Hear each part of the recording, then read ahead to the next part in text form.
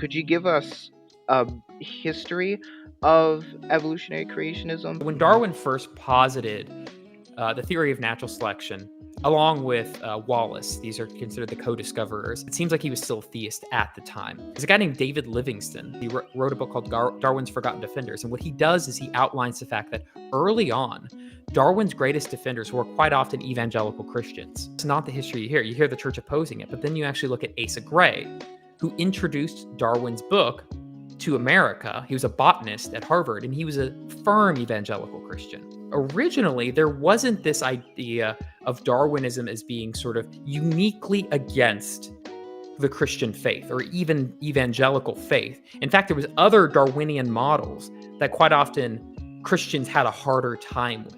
Fast forward a bit, and then once you get into about the 1910s and on and on and on, there began to be a major shift in Darwinism, which became known as the modern synthesis.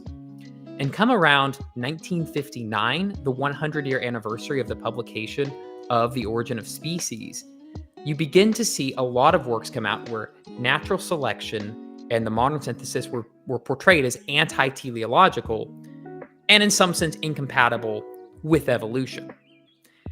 Now, it's not coincidental that right at that time is whenever the book The Genesis Flood was published and the beginnings of creation science came out, because the antagonism between Christianity, conservative Christianity, and natural selection, Darwinism, really took off around that time, late 50s, early 60s. There was some precedent before then. People think of the Scopes trial, but mostly those objections were moral objections. They weren't scientific objections.